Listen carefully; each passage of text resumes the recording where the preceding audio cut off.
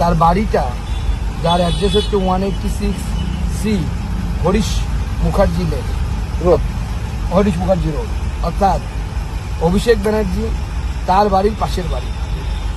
উনি কেলক কলেজে মমতা বন্দ্যোপাধ্যায়কে মাননীয় মুখ্যমন্ত্রী যখন গেছিলেন নিজেকেই নিজে আমন্ত্রিত করে, সেই সময় উনি কতগুলো প্রশ্ন করেছিলেন। তারপর থেকে ওনাকে এখানে আসার পর থেকে কিছু গুন্ডারূপী ডাক্তার, কিছু বিভিন্ন লোক মেডিকেল কাউন্সিল এর নাম নিয়ে তাকে নানাভাবে উত্ত্যক্ত করছিল। আজকে সকালবেলা বাংলার মিডিয়া এই বিষয়টিকে কভারও করে। আমি আমার পার্টির নেতৃত্বের ফোনের মাধ্যমে ওনার সাথে কথা বলি এবং উনি আমাকে বলেন যে আপনি আমার বাড়িতে আসুন, আমি একসাথে চা খাবো, একসাথে গল্প করবো।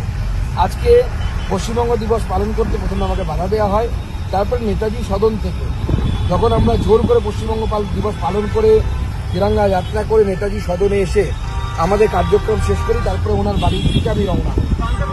অদ্ভুত ব্যাপার, সেই বাড়িতে যাওয়ার পথে পুলিশ আমাদেরকে আটকে রেখে ঘন্টার পর ঘন্টা রাস্তা অবরুদ্ধ থাকে।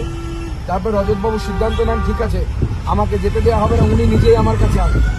ওনার বাড়িতে বৃদ্ধা মা আছেন যিনি অসুস্থ, তাকে একদম তাকে রেখে উনি হাঁটতে হাঁটতে আমার সাথে দেখা করতে আসেন পূর্ণ সিনেমা হলের মোড়ে।